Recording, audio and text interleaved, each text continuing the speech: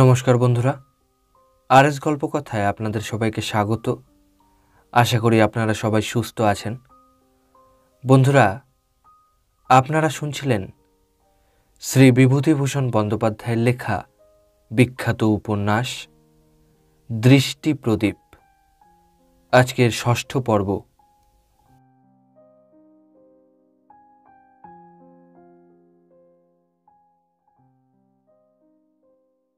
এখান থেকে কলকাতায় যাবার সময় হয়ে এলো। বিকেলে আমি বটতলার পুকুরের ঘাটে বসে মাছ ধরা দেখছি। নবীন মুহুরী এসে বললে, তোমায় ডাকছেন মেজবাবু। ওর মুখ দেখে আমার মনে হলো গুরুতর একটা কিছু ঘটেছে, কিংবা ওই আমার নামে কি লাগিয়েছে। নবীন মুহুরী এরকম বার কয়েক আমার নামে লাগিয়েছে এর আগেও, কারণ তার চুরির বেজায় অসুবিধে ঘটছে আমি থাকার দরুন। মেজবাবু চেয়ারে বসে, কুঞ্জ নায়েবও সেখানে দাঁড়িয়ে। মেজবাবু আমাকে মানুষ বলেই কোনোদিন ভাবেননি। এ পর্যন্ত আমি পারতপক্ষে তাকে এড়িয়েই চলে এসেছি। লোকটার মুখের উগ্র দাম্ভিকতা আমাকে ওর সামনে যেতে উৎসাহিত করে না। আমায় দেখে বললেন, শোনো এদিকে, কলকাতায় গিয়ে তুমি অন্য জায়গায় চাকুরির চেষ্টা করবে। তোমাকে 1 মাসের নোটিশ দিলাম। কেন, কি হয়েছে? তোমার মাথা ভালো না, এ আমিও জানি, নবীনও দেখেছে বলছে। হিসেবপত্রে প্রায় গোলমাল হয়। এরকম লোক দিয়ে আমার কাজ চলবে না।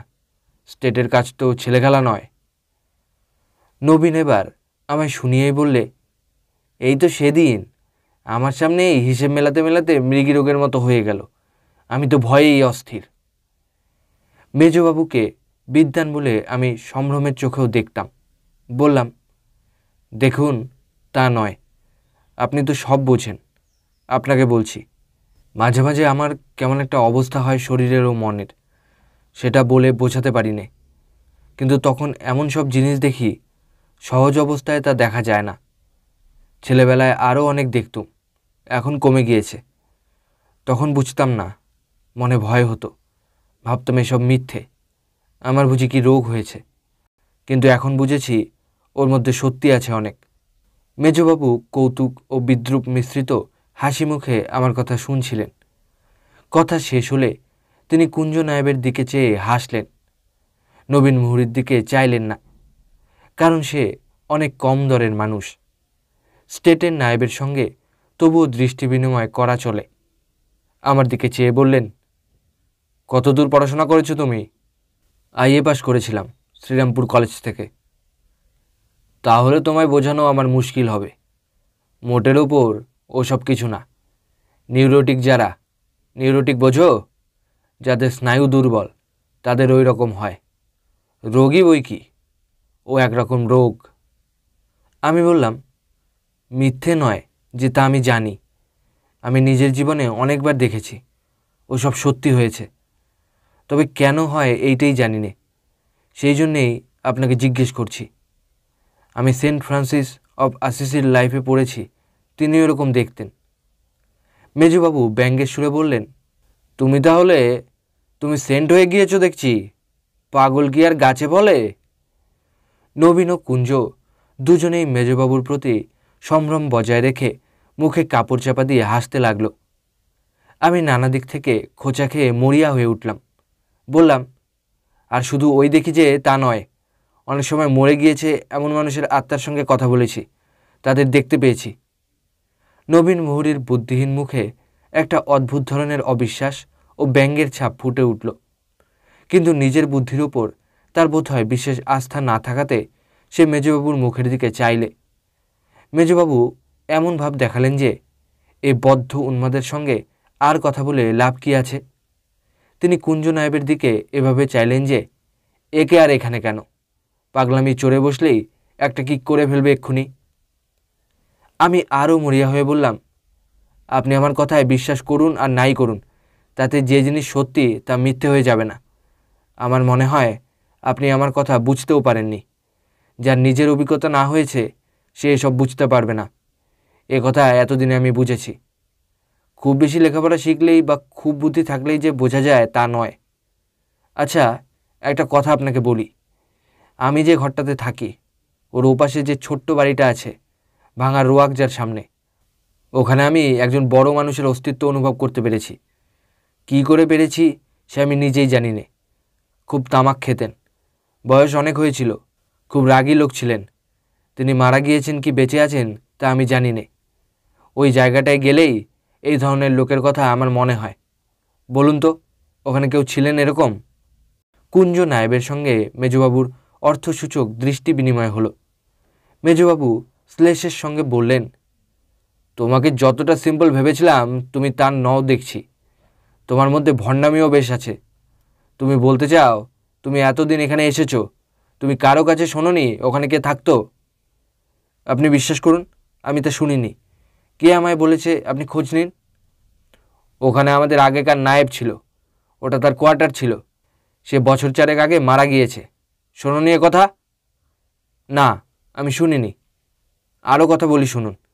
আপনার ছেলে হওয়ার আগের দিন কলকাতায় আপিসে আপনাকে কি বলেছিলুম মনে আছে? বলেছিলুম একটি খোকা দাঁড়িয়ে আছে। দরজা খুলে মেজ বৌরানী এসে তাকে নিয়ে গেলেন। এ কথা বলেছিলুম কি না মনে করে দেখুন। হ্যাঁ, আমার খুব মনে আছে। সেও তুমি জানতে না যে আমার স্ত্রী আসন্ন প্রসবা ছিল? যদি আমি বলি তুমি একটা বেশ চাল চেলেছিলে, যে কোনো একটি সন্তান তো হতোই, তুমি অন্ধকারে ঢিল ছুঁড়েছিলে, দৈবাত লেগে গিয়েছিল। শার্লাটানরা ওরকম বুজরুকি করে। আমি কি বিশ্বাস করি ওসব ভেবেছ? বুজরুকি কিসের বলুন? আমি কি তার জন্যে আপনার কাছে কিছু চেয়েছিলাম, বা আর কোনো দিন সে কথার কোনো উল্লেখ করেছিলাম? আমি জানি আমার এই একটা ক্ষমতা। ছেলেবেলায় দার্জিলিংয়ের চা বাগানে আমরা ছিলাম, তখন থেকে আমার এই ক্ষমতা আছে। কিন্তু এ দেখিয়ে আমি কখনো টাকা রোজগারের চেষ্টা তো করিনি কারো কাছে, বরং বলিই নে। মেজবাবু অসহিষ্ণুভাবে বললেন, অল ফিডলস্টিক। মনের ব্যাপার তুমি কিছু জানো না। তোমাকে বোঝাবার উপায় আমার নেই। It plays quite tricks with us. যদি ধরে নিই তুমি মিথ্যাবাদী নও, you may be a self deluded fool, এবং আমার মনে হয় তুমি তাই, আর কিছু নয়। যাও এখন। আমি চলে এলাম। নবীন মুহুরী আমার পিছু পিছু এসে বললে, তোমার সাহস আছে বলতে হবে। মেজবাবুর সঙ্গে অমন করে তর্ক আজ পর্যন্ত কেউ করেনি। না, যা হোক, তোমার সাহস আছে। আমার তো ভয় হচ্ছিল এই বুঝি মেজবাবু রেগে ওঠেন। আমি জানি নবীনী আমার নামে লাগিয়েছিল, কিন্তু এ নিয়ে ওর সঙ্গে কথা কাটাকাটি করবার প্রবৃত্তি আমার হলো না। কেবল একটা কথা ওকে বললাম, দেখো নবীনদা, চাকুরির ভয় আমি আর করি নে। যে জন্যে চাকুরি করছিলাম সে কাজ মিটে গিয়েছে। এখন আমার চাকুরি করলেও হয়, না করলেও হয়। ভেবো না, আমি নিজেই শিগগির চলে যাব ভাই। কদিন ধরে একটা কথা ভাবছিলাম। এই যে এতগুলো পাড়াগে গরিব চাষি লোক এখানে পুজো দিতে এসেছিল, এরা সকলেই মূর্খ। ভগবানকে এরা সেভাবে জানে না। এরা চেনে বটতলার গোসাইকে। কে বটতলার গোসাই? হয়তো একজন ভক্ত বৈষ্ণব, গ্রাম্য লোক, বছর 50 আগে থাকতো ওই বটতলায়। সেই থেকে লৌকিক প্রবাদ এবং বোধহয় মেজবাবুদের অর্থগৃধতা দুটোতে মিলে বটতলাকে করেছে পরম তীর্থস্থান। কোথায় ভগবান, কোথায় প্রতিযশা ঐতিহাসিক অবতারের দল। এই বিপুল জনসংঘ তাদের সন্ধানই রাখে না হয়তো। এদের এ কি ধর্ম? ধর্মের নামে ছেলে খেলা। কিন্তু নিমচাঁদকে দেখেছি, তার সরল ভক্তি, তাদের ত্যাগ, তার স্ত্রীর চোখে যে অপূর্ব ভাবদৃষ্টি, যা সকল ধর্মবিশ্বাসের উৎসমুখ। এসব কি মূল্যহীন, ভিত্তিহীন, জলজ শ্যাওলার মতো মিথ্যার মহাসমুদ্রে ভাসমান? এরকম কত নিমচাঁদ এসেছিল মেলায়। জ্যাঠাইমাদের আচারের শেকলে আষ্টে পৃষ্ঠে বাঁধা ঐশ্বর্যের ঘটা দেখানো দেবার্চনার চেয়ে এ আমার ভালো লেগেছে। ঘুষুরির সেই ষষ্ঠী মন্দিরের মতো। কোন দেবতার কাছে নিমচাঁদের 3টে টাকার ভোগ অর্ঘ্য গিয়ে পৌঁছল? জীবনের শেষ নিঃশ্বাসের সঙ্গে পরম ত্যাগে সে যা নিবেদন করলে। আর একটা কথা বুঝেছি, কাউকে কোনো কথা বলে বুঝিয়ে বিশ্বাস করানো যায় না। মনের ধর্ম মেজবাবু আমায় কি শেখাবেন? আমি এটুকু জেনেছি নিজের জীবনে, মানুষের মন কিছুতেই বিশ্বাস করতে চায় না সে জিনিসকে যা ধরা ছোঁয়ার বাইরের। আমি যা নিজের চোখে কতবার দেখলুম, বাস্তব বলে জানি, ঘরে বাইরে সব লোক বললে ও মিথ্যে। পণ্ডিত ও মূর্খ এখানে সমান। ধরা ছোঁয়ার গণ্ডির সীমানা পার হয়ে কারুর মন অন্তত অজানার দিকে পাড়ি দিতে চায় না। যা সত্যি তা কি মিথ্যে হয়ে যাবে? কলকাতায় ফিরে এলাম বড়বাবুর মেয়ের বিবাহ উপলক্ষে। জামাইকে বিয়ের রাত্রে বেবি অস্টিন গাড়ি যৌতুক দেওয়া হলো। বিবাহ মণ্ডপের মেরাব বাঁধতে ও ফুল দিয়ে সাজাতেই ব্যয় হলো 800 টাকা। বিয়ের পরে ফুলসজ্জার তত্ত্ব সাজাতে 8-10 জন লোক হিমশিম খেয়ে গেল। ছোটবাবুর বন্ধুবান্ধবদের একদিন পৃথক ভোজ হলো। সেদিন শখের থিয়েটারে 1000 টাকা গেল এক রাত্রে। তবুও তো শুনলাম এ তেমন কিছু নয়, এরা পাড়াগাঁয়ের গৃহস্থ জমিদার মাত্র, খুব বড় মানুষই করবে কোথা থেকে। ফুলসজ্জার তত্ত্ব সাজাতে খুব খাটুনি হলো। 2 মণ দই, 8 মণ ক্ষীর, 1 মণ মাছ, লরি বোঝাই তরি তরকারি, 40খানা সাজানো থালায় নানা ধরনের তত্ত্বের জিনিস। সব বন্দোবস্ত করে তত্ত্ব বার করে ঝি চাকরের শাড়ি সাজাতে ও তাদের রওনা করতে সে এক রাজসূয় ব্যাপার। ওদের রঙিন কাপড় পরা ঝি চাকরের লম্বা শাড়ির দিকে চেয়ে মনে হলো এই বড় মানুষের খরচের দরুন নিমচাঁদের স্ত্রী 3টে টাকা দিয়েছে। অথচ এই হিমবর্ষী অগ্রহায়ণ মাসের রাত্রে হয়তো সে অনাথা বিধবার খেজুর ডালের ঝাঁপে শীত আটকাচ্ছে না। সেই যে বুড়ি যার গলা কাঁপছিল, তার সেই ধার করে দেওয়া 8 আনা পয়সা এর মধ্যে আছে। ধর্মের নামে এরা নিয়েছে, ওরা স্বেচ্ছায় হাসি মুখে দিয়েছে। সব মিথ্যে। ধর্মের নামে এরা করেছে ঘোর অধর্ম ও অবিচারের প্রতিষ্ঠা। বটতলার গোসাই এদের কাছে ভোগ পেয়ে এদের বড় মানুষ করে দিয়েছে, লক্ষ গরিব লোককে মেরে। জ্যাঠামশাইদের গৃহদেবতা যেমন তাদের বড় করে রেখেছিল, মাকে, সীতাকে ও ভুবনের মাকে করেছিল ওদের কৃতদাসী। সত্যিকার ধর্ম কোথায় আছে? কি ভীষণ মোহ, অনাচার ও মিথ্যার কুহকে ঢাকা পড়ে গেছে দেবতার সত্য রূপ সেদিন, যেদিন থেকে এরা হৃদয়ের ধর্মকে তুলে অর্থহীন অনুষ্ঠানকে ধর্মের আসনে বসিয়েছে। দাদার একখানা চিঠি পেয়ে অবাক হয়ে গেলাম। দাদা যেখানে কাজ করে সেখানে এক গরিব ব্রাহ্মণের একটিমাত্র মেয়ে ছিল। ওখানকার সবাই মিলে ধরে পড়ে মেয়েটির সঙ্গে দাদার বিয়ে দিয়েছে। দাদা নিতান্ত ভালো মানুষ, যে যা বলে কারো কথা ঠেলতে পারে না। কাউকে জানানো হয়নি, পাছে কেউ বাধা দেয়, তারাই জানাতে দেয়নি। এদিকে জ্যাঠামশায়ের ভয়ে বাড়িতে বউ নিয়ে যেতে সাহস করছে না। আমায় লিখেছে সে বড় বিপদে পড়েছে, এখন সে কি করবে। চিঠির বাকি অংশটা নববধূর রূপগুণের উচ্ছ্বসিত সুখ্যাতিতে ভর্তি। জিতু, আমার বড় মনে কষ্ট, বিয়ের সময় তোকে খবর দিতে পারিনি। তুই একবার অবশ্যই আসবি। তোর বৌদিদির বড় ইচ্ছে তুই একবার আসিস। মায়ের সম্বন্ধে কি করি আমায় লিখবি। সেখানে তোর বৌদিকে নিয়ে যেতে আমার সাহসে কুলোয় না। ওরা ঠিক কুলীন ব্রাহ্মণ নয়, আমাদের স্বঘরও নয়, অত্যন্ত গরিব। আমি বিয়ে না করলে মেয়েটি পার হবে না সবাই বললে, তাই বিয়ে করেছি। কিন্তু তোর বৌদিদি বড় ভালো মেয়ে, ওকে যদি জ্যাঠামশাই ঘরে নিতে না চান, কি অপমান করেন, সে আমার সহ্য হবে না। পত্র পড়ে বিস্ময় ও আনন্দ দুইই হলো। দাদা সংসারে বড় একা ছিল, ছেলেবেলা থেকে আমাদের জন্য খাটছে, জীবনটাই নষ্ট করলে। সেজন্যে অথচ ওর দ্বারা না হলো বিশেষ কোনো উপকার মায়ের ও সীতার, না হলো ওর নিজের। ভালোই হয়েছে, ওর মতো স্নেহপ্রবণ ত্যাগী ছেলে যে একটি আশ্রয় নীড় পেয়েছে, ভালোবাসার ও ভালোবাসা পাবার পাত্র পেয়েছে, এতে ওর সম্বন্ধে নিশ্চিন্ত হলুম। কত রাত্রে শুয়ে শুয়ে দাদার দুঃখের কথা ভেবেছি। মাকে কাছে নিয়ে আসতে পত্র লিখে দিলাম দাদাকে। জ্যাঠামশাইয়ের বাড়িতে রাখবার আর দরকার নেই, আমি শিগগিরই গিয়ে দেখা করব। মাঘ মাসের প্রথমে আমি চাকরি ছেড়ে দিয়ে বেরিয়ে পড়লাম। মনে কেমন একটা উদাস ভাব, কিসের একটা অদম্য পিপাসা। আমার মনের সঙ্গে যা খাপ খায় না তা আমার ধর্ম নয়। ছেলেবেলা থেকে আমি যে অদৃশ্য জগতের বারবার সম্মুখীন হয়েছি, অথচ যাকে কখনো চিনিনি বুঝিনি, তার সঙ্গে যে ধর্ম খাপ খায় না সেও আমার ধর্ম নয়। অথচ চারদিকে দেখছি সবাই তাই, তারা সৌন্দর্যকে চেনে না, সত্যকে ভালোবাসে না। কল্পনা এদের এত পঙ্গু যে খোঁটায় বদ্ধ হয়ে ঘাস জল খাচ্ছে গরুর মতো, তার বাইরে ঊর্ধ্বের নীলাকাশের দেবতার যে সৃষ্টি বিপুল ও অপরিমেয়, এরা তাকে চেনে না। বছরখানেক ঘুরে বেড়ালুম নানা জায়গায়। কতবার ভেবেছি একটা চাকরি দেখে নেব, কিন্তু শুধু ঘুরে বেড়ানো ছাড়া আর কিছু ভালো লাগতো না। যেখানে শুনতাম কোনো নতুন ধর্ম সম্প্রদায় আছে কি সাধু সন্ন্যাসী আছে, সেখানে যেন আমায় যেতেই হবে, এমন হয়েছিল। কালনার পথে গঙ্গার ধারে একদিন সন্ধ্যা হয়ে গেল। কাছেই একটা ছোট গ্রাম, চাষি কৈবর্তের বাস। ওখানেই আশ্রয় নেব ভাবলাম। পরিষ্কার পরিচ্ছন্ন খড়ের ঘর, বেশ নিকানো পুছনো। উঠোন পর্যন্ত এমন পরিষ্কার যে সিঁদুর পড়লে উঠিয়ে নেওয়া যায়। সকলের ঘরেই ধানের ছোট বড় গোলা। বাড়ির সামনে পিছনে ক্ষেত খামার।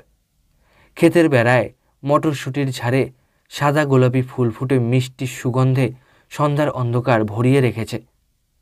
একজন লোক গোয়াল ঘরে গরু বাঁধছিল। তাকে বললাম, এখানে থাকবার জায়গা কোথায় পাওয়া যাবে? সে বললে, কোত্থেকে আসা হচ্ছে আপনারা? ব্রাহ্মণ শুনে নমস্কার করে বললে, ওইদিকে একটু এগিয়ে যান, আমাদের অধিকারী মশাই থাকেন, তিনি ব্রাহ্মণ, তার ওখানে দিব্যি থাকার জায়গা আছে। একটু দূরে গিয়ে অধিকারীর ঘর। উঠোনের একপাশে একটা লেবু গাছ, বড় আটচালা ঘর, উঁচু মাটির দাওয়া। একটি ছোট ছেলে বললে, অধিকারী বাড়ি নেই, হলুদ পুকুরে কীর্তনের বায়না নিয়ে গাইতে গিয়েছে, কাল আসবে। আমি চলে যাচ্ছি এমন সময় একটি মেয়ে ঘরের ভেতর থেকে বললে, চলে কেন যাবেন? পায়ের ধুলো দিয়েছেন যদি, রাতে এখানে থাকুন না কেনে? কথার মধ্যে রার দেশের টান। মেয়েটি তারপরে সে দাওয়ায় দাঁড়ালো। বয়স 27 সবে, রং ফর্সা, হাতে টেমির আলোয় কপালের উল্কি দেখা যাচ্ছে। মেয়েটি দাওয়ায় একটা মাদুর বিছিয়ে দিলে, এক ঘটি জল নিয়ে এলো। আমি হাত পা ধুয়ে সুস্থ হয়ে বসলে মেয়েটি বললে, রান্নার কি জোগাড় করে দেব ঠাকুর? আমি বললাম, আপনারা যা রাঁধবেন তাই খাবো। রাত্রে দাওয়ায় শুয়ে রইলাম। পরদিন দুপুরের পরে অধিকারী মশাই এলো। পেছনে জনতিনেক লোক, একজনের পিঠে একটা খোল বাঁধা। তামাক খেতে খেতে আমার পরিচয় নিলে। খুব খুশি হলো আমি এসেছি বলে। বিকেলে উল্কে পড়া স্ত্রীলোকটির সঙ্গে কি নিয়ে তার ঝগড়া বেঁধে গেল। স্ত্রীলোকটি বলছে শুনলাম, এমন যদি করবি মিনছে, তবে আমি বলরামপুরে চলে যাব। কে তোর মুখ নাড়ার ধার ধারে? একটা পেট চলে যাবে ঢের, সেজন্যে তোর তোয়াক্কা রাখি ভেবেছিস তুই? আগুনে জল পড়ার মতো অধিকারীর রাগ একদম শান্ত হয়ে গেল। রাত্রে ওদের উঠোনে প্রকাণ্ড কীর্তনের আসর বসল। রাত 3টে পর্যন্ত কীর্তন হলো। আসর শুদ্ধ সবাই হাত তুলে নাচতে শুরু করলে। হঠাৎ 2-3 ঘন্টা উদ্যত নৃত্যের পরে ক্লান্ত হয়ে পড়ার দরুণই হোক বা বেশি রাত হওয়ার জন্যেই হোক, তারা কীর্তন বন্ধ করলে। আমি যেতে চাই, ওরা, বিশেষ করে সেই স্ত্রীলোকটি, আমায় যেতে দেয় না। কি যত্ন সে করলে। আরও একটা দেখলাম, অধিকারীকেও সেবা করে ঠিক কৃতদাসীর মতো। মুখে এদিকে যখন তখন যা তা শুনিয়ে দেয়। তার মুখের কাছে দাঁড়াবার সাধ্য নেই অধিকারীর। যাবার সময়ে মেয়েটি দিব্যি করিয়ে নিলে যে আমি আবার আসব।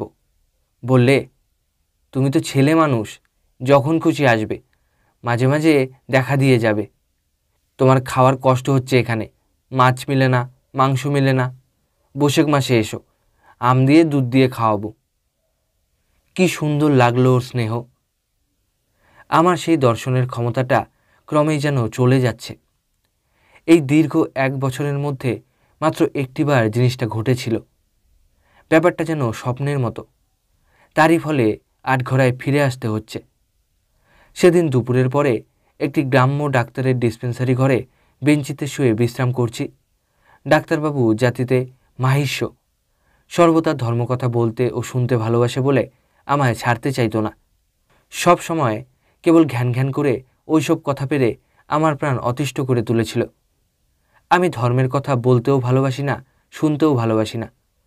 ভাবছি শুয়ে শুয়ে কাল সকালে এর এখান থেকে চলে যাব। এমন সময় একটু তন্দ্রা মতো এলো। তন্দ্রা ঘুরে মনে হলো আমি একটা ছোট্ট ঘরের কুলুঙ্গি থেকে বেদানা ভেঙে কার হাতে দিচ্ছি। যার হাতে দিচ্ছি সে তার রোগজীর্ণ হাত অতি কষ্টে একটু করে তুলে বেদানা নিচ্ছে। আমি যেন ভালো দেখতে পাচ্ছি না। ঘরটার মধ্যে ধোয়া ধোয়া কুয়াশা। বার কতক এরকম বেদানা দেওয়া নেওয়ার পরে মনে হলো রোগীর মুখ আর আমার মায়ের মুখ এক। তন্দ্রা ভেঙে মন অত্যন্ত চঞ্চল হয়ে উঠল এবং সেই দিনই সেখান থেকে 18 মাইল হেঁটে এসে ফুলসরা ঘাটে স্টিমার ধরে পরদিন বেলা 10টায় কলকাতা পৌঁছলাম। মায়ের নিশ্চয়ই কোনো অসুখ করেছে, আটঘরা যেতেই হবে। শিয়ালদা স্টেশনের কাছে একটা দোকান থেকে আঙুর কিনে নেব ভাবলাম। পকেটেও বেশি পয়সা নেই। পয়সা গুনছি দাঁড়িয়ে। এমন সময় দূর থেকে মেয়েদের বিশ্রাম ঘরের সামনে দণ্ডায়মান একটি নারী মূর্তির দিকে চেয়ে আমার মনে হলো দাঁড়ানোর ভঙ্গিটা আমার পরিচিত, কিন্তু এগিয়ে গিয়ে দেখতে পারলাম না। আঙুর কিনতে চলে গেলাম। ফিরবার সময় দেখি ট্যাক্সি স্ট্যান্ডের কাছে একটি 25-26 বছরের যুবকের সঙ্গে দাঁড়িয়ে শ্রীরামপুরের ছোট বউ ঠাকরুন। আমি কাছে যেতেই বউ ঠাকরুন চমকে উঠলেন প্রায়। বললেন, আপনি কোত্থেকে আসছেন? এমন চেহারা। আমি বললুম, আপনি একটু আগে মেয়েদের ওয়েটিং রুমের কাছে দাঁড়িয়েছিলেন? হ্যাঁ, এই যে আমরা এখন এলাম যোগবাণীর গাড়িতে। আমরা শ্রীরামপুরে যাচ্ছি। ইনি মেজদা, একে দেখেননি কখনো? যুবকটি আমায় বললে, আপনি তাহলে একটু দাঁড়ান দয়া করে, আমি একটা ট্যাক্সি ডেকে নিয়ে আসি, এখানে দরে বনছে না। সে চলে গেল। ছোট বউ ঠাকরুন বললেন, মা গো, কি কালীমূর্তি চেহারা হয়েছে। বর্দি বলছিল আপনি নাকি কোথায় চলে গিয়েছিলেন, খোঁজ নেই। সত্যি? নিতান্ত মিথ্যে কি করে বলি, তবে সম্প্রতি দেশে যাচ্ছি। ছোট বউ ঠাকরুন হাসি মুখে চুপ করে রইলেন একটু, তারপর বললেন, আপনার মতো লোক যদি কখনো দেখে থাকি, আপনার পক্ষে সবই সম্ভব। জানেন, আপনি চলে আসবার পর বর্দির কাছ থেকে আপনার সম্বন্ধে অনেক কথা জিজ্ঞেস করে করে শুনেছি। তখন কি অত জানতাম? বর্দি বাপের বাড়ি গিয়েছে আশ্বিন মাসে, আপনার সঙ্গে দেখা হবে ক্ষণ। আচ্ছা, আর শ্রীরামপুরে গেলেন না কেন? এত করে বললাম, রাখলেন না কথা। আমার উপর রাগ এখনও যায়নি বুঝি? রাগ কিসের? আপনি কি সত্যি ভাবেন আমি আপনার উপর রাগ করেছিলাম? ছোট বউ ঠাকরুন নতমুখে চুপ করে রইলেন। বলুন। ছোট বউ ঠাকরুন নতমুখেই বললেন, ও কথা যাক, আপনি এরকম করে বেড়াচ্ছেন কেন? পড়াশুনো করলেন না কেন? সেসব অনেক কথা, সময় পাই তো বলবো একদিন। আসুন না আজ আমাদের সঙ্গে শ্রীরামপুরে, দিন কতক থেকে যান। কি চেহারা হয়ে গিয়েছে আপনার, সত্যি। আসুন আজ। না, আজ নয়, দেশে যাচ্ছি। খুব সম্ভব মায়ের বড় অসুখ। ছোট বউ ঠাকরুন বিস্ময় সুরে বললেন, কই, সে কথা তো এতক্ষণ বলেননি। সম্ভব মানে কি? চিঠি পেয়েছেন তো? কি অসুখ? একটু হেসে বললাম, না, চিঠি পাইনি। আমার ঠিকানা কেউ জানতো না, স্বপ্নে দেখেছি। ছোট বউ ঠাকরুন একটু চুপ করে থেকে মৃদু শান্ত সুরে বললেন, আমি জানি, তখন জানতাম না আপনাকে। তখন তো বয়সও আমার কম ছিল। বর্দি তারপর বলেছিল, একটা কথা রাখবেন, চিঠি দেবেন একখানা, অন্তত একখানা লিখে খবর জানাবেন। ছোট বউ ঠাকরুন আগের চেয়ে সামান্য একটু মোটা হয়েছেন, আর চোখে সে বালিকা সুলভ তরল ও চপল দৃষ্টি নেই। মুখের ভাব আগের চেয়ে গম্ভীর।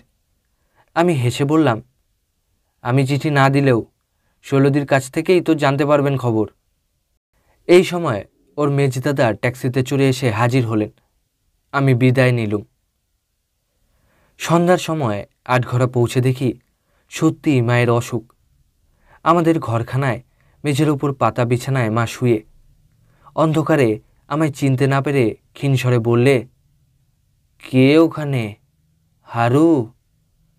তারপর আমায় দেখে কেঁদে উঠে বললেন, কে, জিতু? আয় বাবা আয়, এতদিন পরে মাকে মনে পড়লো তোর। আয়, এই বালিশের কাছে আয়। হোমা, এই কি হয়ে গিয়েছিস রে, রোগা কালো চেহারা। ওরা সত্যিই বলতো তো। মা একটি ঘরে শুয়ে, জনপ্রাণী কেউ কাছে নেই। সন্ধ্যা হব হব, ঘরে একটা আলো পর্যন্ত কেউ জ্বালেনি, এমনই বাড়ি বটে। কেন এত ছেলে মেয়ে বউ বাড়িতে, একজন কাছে থাকতে নেই? অথচ কিন্তু পরের দোষ দিয়ে লাভ কি? আমি বা কোথায় ছিলুম এতদিন? বললাম, মা, দাদা কোথায়? সীতা আসেনি? মা নিঃশব্দে কাঁদতে লাগলেন। বললেন, ওরা কেউ চিঠি দেয় না বলে বলে আজ বুঝি হারু একখানা পত্র দিয়েছে সীতাকে। কদিন অসুখ হয়েছে তোমার মা? ওরা কেউ দেখে না? জ্যাঠাইমা কাকিমারা আসে না? ভুবনের মা মাঝে মাঝে আসে, এই বিকেলে সাবু দিয়ে গেল। তা সাবু কি খেতে পারি?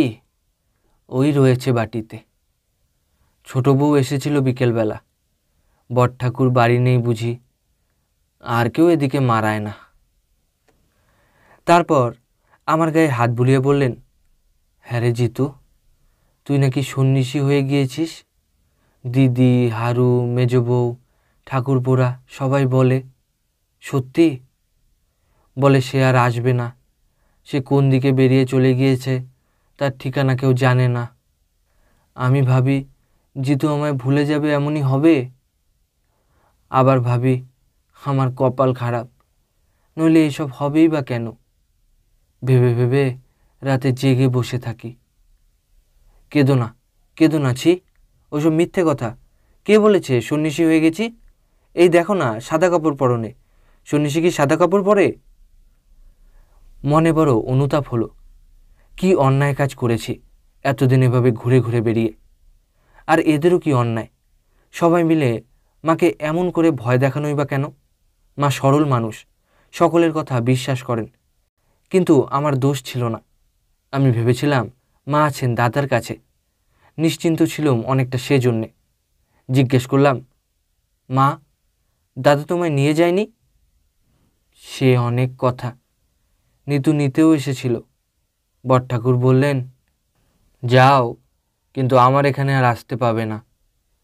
সীতার শ্বশুরবাড়ির লোক ভালো না এখন দেখছি, তারাও বট ঠাকুরের হাতের লোক। বললে, তাহলে মেয়ে জামাইয়ের সঙ্গে সম্বন্ধ ঘুচে যাবে, মেয়ে তারা আর পাঠাবে না। বৌমাকেও এখনো দেখিনি, এমনই আমার কপাল। বট ঠাকুর সে বউকে এবারই নাকি ঢুকতে দেবেন না। তা নিতু আমায় লিখলে, মা, এই কটা মাস যাক, কোথায় নাকি ভালো চাকরি পাবে, এখানে পাড়াগাঁয়ে বাসাও পাওয়া যায় না। আমি আবার গিয়ে ওর শ্বশুরবাড়ি উঠবো, সেটা ভালো দেখাবে না। মাঘ মাসে একেবারে নিয়ে যাবে এখান থেকে। এই তো নিতু ও মাসেও এসেছিল। আহা, বাচ্চাকে কি অপমান করলে সবাই মিলে। আমার কপালে কেবল চারিদিকে অপমান ছাড়া আর কিছু জোটে না। কেন চাকরি ছেড়ে দিলাম? কেন এভাবে ঘুরে ঘুরে বেড়াই? এখন দেখতে পাচ্ছি সীতার বিবাহ হয়ে গেলেই আমার কর্তব্য শেষ হয়েছে ভাবা উচিত ছিল না। মাকে আমি উপেক্ষা করে এসেছি এতদিন। দাদা সাধ্যমতো অবশ্যই করেছে, কিন্তু আমি কিছুই করিনি। কেন আমার এমন ধারা মতিগতি হলো? কোথায় আমার কর্তব্য, সে সম্বন্ধে আমি অন্ধ ছিলাম কেন? লজ্জিত অনুতপ্ত স্বরে বললাম, মা, আঙুর খাবে? আঙুর এনেছি, ভালো আঙুর, শিয়ালদা থেকে। ভূতকে বললাম একটা আলো দিয়ে আয়, তা দেয়নি দেখছি। বলতে বলতে ছোট কাকিমা ঘরের দোরের কাছে এসে আমায় দেখে থমকে দাঁড়িয়ে বললেন, কে বসে ওখানে? আমি অপরাধীর মতো কুণ্ঠিত স্বরে বললাম, আমি কাকিমা। এগিয়ে এসে বললেন, কে? নিতু? না, আমি। কাকিমা অবাক হয়ে বললেন, ও মা, জিতু যে দেখছি, কোত্থেকে? কি ভাগ্যি তোমার মায়ের। তারপর কি মনে করে? আমি মাথা হেঁট করে বসে রইলাম। কি আর বলবো? কাকিমা বললেন, তোমার কাণ্ডজ্ঞান যে কবে হবে তা ভেবেই পাইনি। একেবারে কটা বছর নিরুদ্দেশ নিখোঁজ, আর এইভাবে মাকে ফেলে রেখে। তোমাদের একটু জ্ঞান নেই যে এটা কার বাড়ি, এখানে কে দেখে তোমার মাকে? সবই তো জানো, বয়স হয়েছে, এখনো বুদ্ধি হলো না। বট ঠাকুর বাড়ি নেই, একটা ডাক্তার বুদ্ধি কে দেখায় তার নেই ঠিক। হরি ডাক্তারকে একবার আনতে হয়। টাকা কড়ি কি আছে? নেই বোধ হয়, সে দেখেই বুঝেছি নেই। আচ্ছা, টাকা আমি দেবো এখন, ভেবো না, ডাক্তার আনো। ছোট কাকিমার পায়ের ধুলো নেবার ইচ্ছা হলো। এ বাড়িতে সবাই পশু, সবাই অমানুষ। সত্যিকার মেয়ে বটে ছোট কাকিমা। রাত্রেই ডাক্তার এলো, ওষুধপত্রও হলো। দাদাকে পত্র দিলাম পরদিন সকালে। আমায় নিয়ে খুব হইচই হলো। জ্যাঠাইমা আমায় রান্নাঘরের দাওয়ায় বসে খেতে দেবেন না। আমি জাত বিচার মানি নে, বাঘ দিয়ে দুলে সবার হাতে খেয়ে বেড়াই। এসব কথা কে এসে গায়ে বলেছে? নানা রকম অলংকার দিয়ে কথাটা রাষ্ট্র হয়েছে গায়ে। মায়ের অবস্থা শেষটার থেকে বড় খারাপ হলো। সকালে আমাকে আর চিনতে পারেন না, ভুল বকতেও লাগলেন। সন্ধ্যার সময় একটা মিটমিটে টেমি জ্বলছে ঘরের মেঝেতে। আমি একা বসে আছি মায়ের শিয়রে। এমন সময় বাইরে উঠোনে একখানা গরুর গাড়ি এসে দাঁড়াবার শব্দ হলো। একটু পরেই ব্যস্ত সমস্তভাবে মাটিতে আঁচল লুটোতে লুটোতে সীতা ঘরে ঢুকল।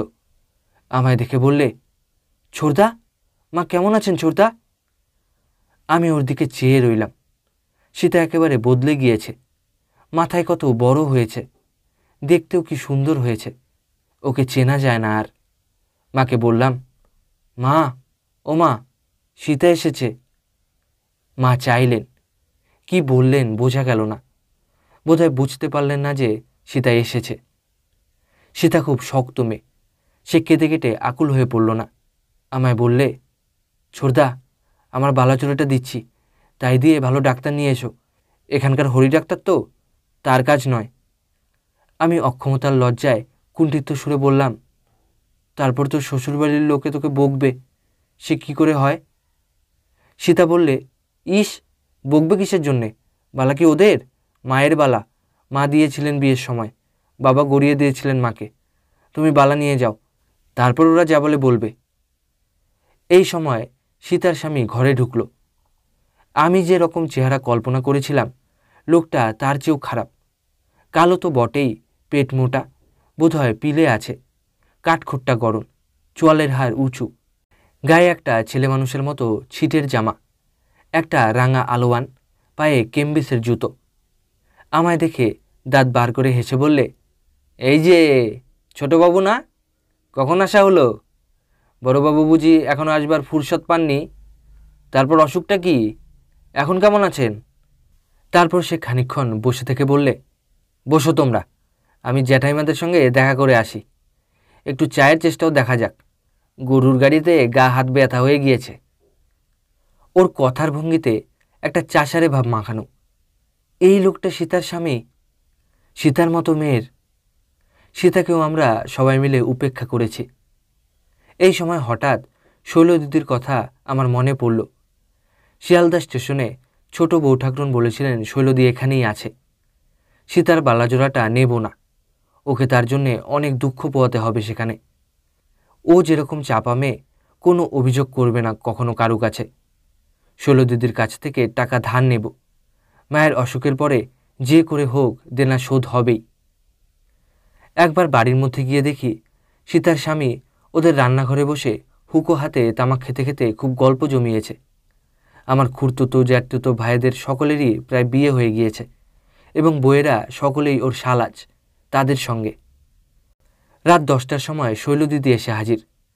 আমায় দেখে বললে, এই যে সন্ন্যাসী ঠাকুর, ফিরে এসেছো দেখছি। এই যে সীতা, এসো এসো, সাবিত্রী সমান হও। কখন এলে ভাই? আমি শুনলাম এই খানিকটা আগে।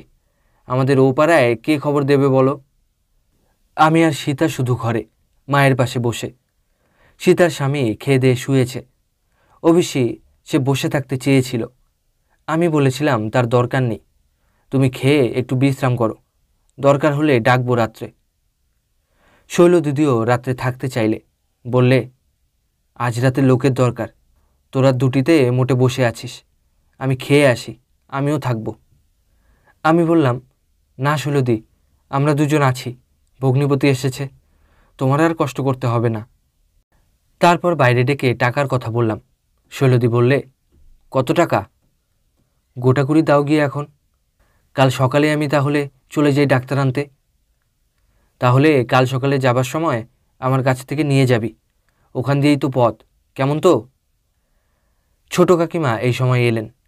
শৈলদিকে দেখে বললেন, জিতুর মাকে নিয়ে বেজায় মুশকিল হয়েছে ভাই, ও ওরা ছেলে মানুষ, কী বা বোঝে। নিতু এখনও তো এলো না। হঠাৎ 4-5 দিনের জ্বরে যে মানুষ এমন হয়ে পড়বে তা কী করেই বা জানব। তবুও তো জিতু কোথা থেকে ঠিক সময়ে এসে পড়েছিল, তাই রক্ষে। রাতে জ্যাঠাইমাও এসে খানিকটা বসে রইলেন। অনেক রাত্রে সবাই চলে গেল। আমি সীতাকে বললাম, তুই ঘুমিয়ে নে সীতা, আমি জেগে আছি, রাতে কোনো ভয় নেই। সকালবেলা 8টা-9টার পর থেকে মার অবস্থা খুব খারাপ হলো। 10টার পর দাদা এলো, সঙ্গে বৌদিদি ও দাদার খোকা। বৌদিদিকে প্রথম দেখেই মনে হলো শান্ত, সরল, সহিষ্ণু মেয়ে। তবে খুব বুদ্ধিমতী নয়, একটু অগোছালো, আনাড়ি ধরনের। নিতান্ত পাড়াগাঁয়ের মেয়ে, বাইরে কোথাও বেরোয়নি বিশেষ। এই বোধহয় প্রথম। কিছু তেমন দেখেও নি। গরম জলের বোতল পায়ে শেক করতে হবে শুনে ব্যাপারটা না বুঝতে পেরে সপ্রশ্ন দৃষ্টিতে বিপন্ন মুখে সীতার দিকে চেয়ে রইল। কাপড় চোপড় পরবার ধরনও অগোছালো, আজকালকার মতো নয়। বৌদিদি যেন বনে ফোটা শুভ্র কাঠমল্লিকা ফুল, তুলে এনে তোড়া বেঁধে ফুলের দোকানে সাজিয়ে রাখবার জিনিস নয়। আর একেবারে অদ্ভুত ধরনের মেয়েলি, ওর সবটুকুই নারীত্বের কমনীয়তা মাখানো। সীতা আমায় আড়ালে বললে, চমৎকার বৌদি হয়েছে ছোড়দা। আহা, মা যদি একটিবারও চোখ মেলে দেখতেন আমাদের কপাল।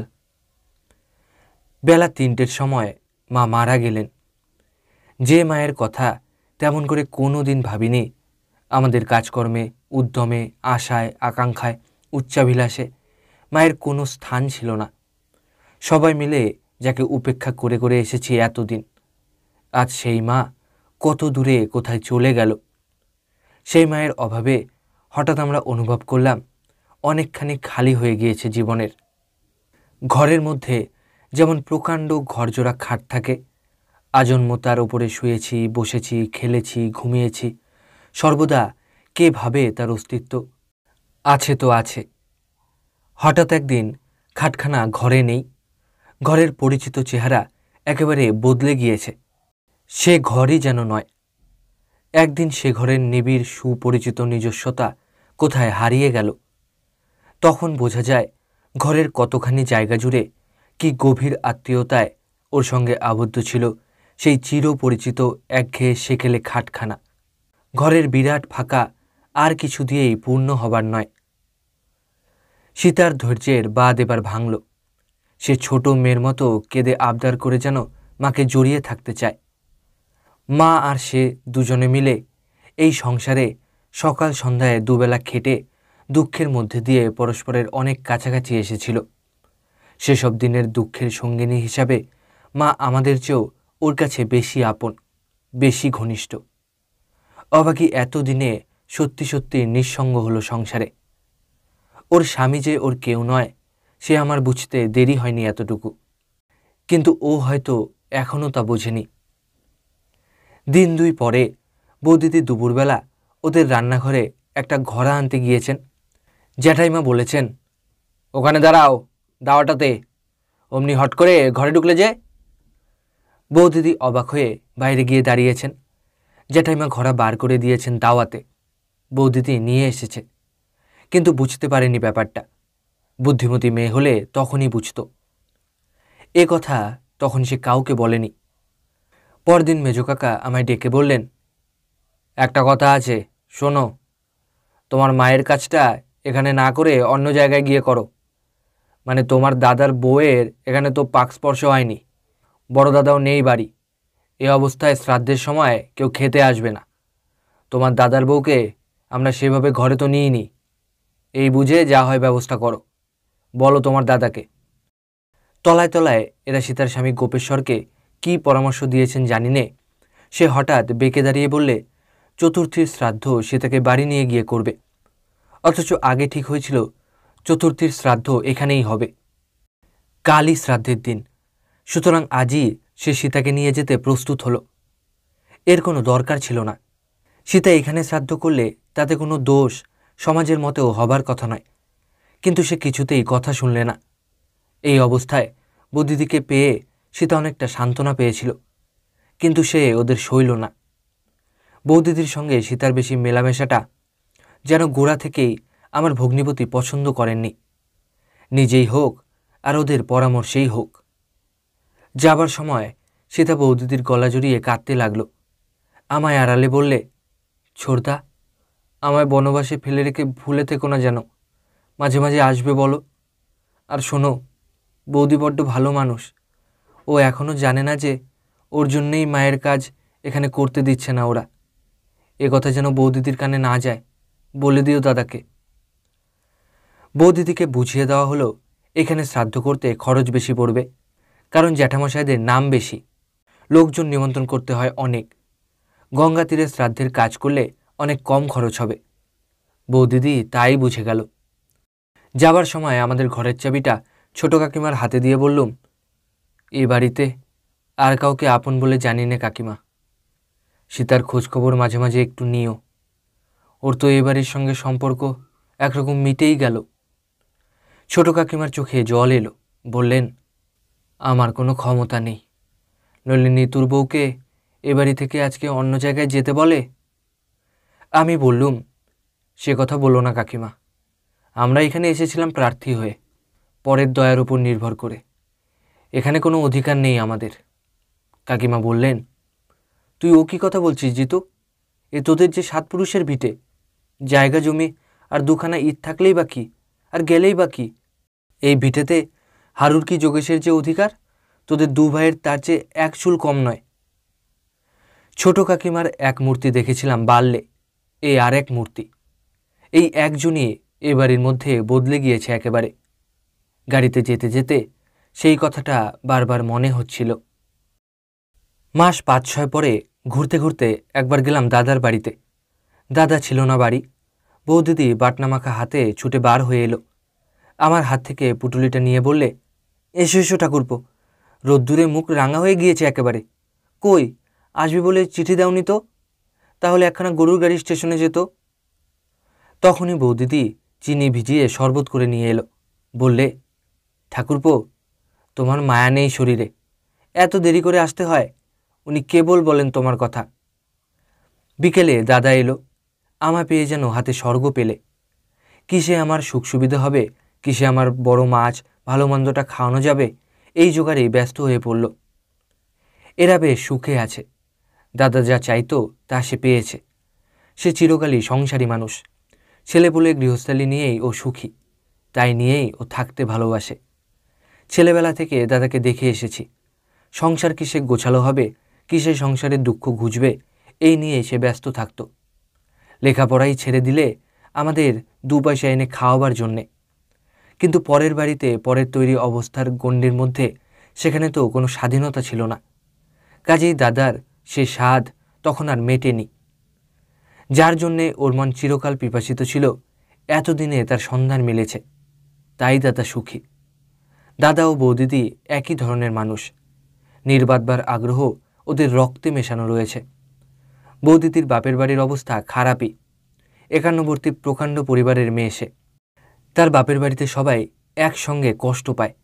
সবাই ছেঁড়া কাপড় পরে, এক ঘরে পুরানো লেপকাথা পেতে শীতের রাতে তুলো বেরুনো ওয়ারহীন ময়লা লেপ টানাটানি করে ছেলেপুলেরা রাত কাটায়। সব জিনিসই সকলের, নিজের বলে বিশেষ কোনো ঘরদোরও নেই, তৈজসপত্রও নেই। সেই রকম ঘরে বৌদিদি মানুষ হয়েছে। এতকাল পরে সে এমন কিছু পেয়েছে যাকে সে বলতে পারে, এ আমার স্বামী, আমার ছেলে, আমার ঘরদোর, আর কারো ভাগ নেই এতে। এ অনুভূতি বৌদিদির জীবনে একেবারে নতুন। দাদা আমায় তার পরদিন সকালে ওর কপির ক্ষেত, শাকের ক্ষেত দেখিয়ে বেড়ালে। বৌদিদি বললে, শুধু ওদিক দেখলে হবে না ঠাকুরপো, তুমি আমার গোয়াল দেখে যাও ভাই এদিকে। এই দেখো, এই হচ্ছে মুংলি। মঙ্গলবারে সন্ধেবেলা ও হয়। ওই সজনে গাছতলায় তখন গোয়াল ছিল। ও হলো, সেই রাতেই বিষম ঝড় ভাই, গোয়ালের চালা তো গেল উড়ে। তারপর এই নতুন গোয়াল হয়েছে এই বৈশাখ মাসে। বৌদিদি বাছুরের গলায় হাত বুলিয়ে আদর করতে করতে বললে, বড্ড পয়মন্ত বাছুর। যে মাসে হলো সেই মাসেই ওর সেই মনিব আমায় শাখা শাড়ি পাঠিয়ে দিলে, ওর 2 টাকা মাইনে বাড়ালে। দিন কতক যাবার পরে বৌদিদির একটা গুণ দেখলাম, লোককে খাওয়াতে বড় ভালোবাসে। অসময়ে কোনো ফকির বৈষ্ণব কি চুরিওয়ালি বাড়িতে এসে খেতে চাইলে নিজের মুখের ভাত তাদের খাওয়াবে, নিজে সে বেলাটা হয়তো মুড়ি খেয়ে কাটিয়ে দিলে। একদিন একটা ছোকরা কোথা থেকে একখানা ভাঙা খোল ঘাড়ে করে এসে জুটল। তার মুখে ও গালে কিসের ঘা, কাপড় চোপড় অতি নোংরা, মাথায় লম্বা লম্বা চুল। 6-7 দিন রইল। দাদাও কিছু বলে না, বৌদিদিও না। আমি একদিন বৌদিদিকে বললাম, বৌদি দেখছো না ওর মুখে কিসের ঘা? বাড়ির থালা গিলাসে ওকে খেতে দিও না, ও ভালো ঘা নয়, ছেলেপুলের বাড়ি, ওকে পাতা কেটে আনতে বললেই তো হয়, তাতেই খাবে। 8 দিন পর ছোকরা চলে গেল। বোধহয় আরও 8 দিন থাকলে দাদা বৌদিদি আপত্তি করতো না। বৌদিদি খাটতে পারে ভূতের মতো, ঝি নেই, চাকর নেই, এক হাতে কচি ছেলে মানুষ করা থেকে শুরু করে ধান সেদ্ধ, কাপড় কাচা, বাসন মাজা, জল তোলা সমস্ত কাজই করতে হয়।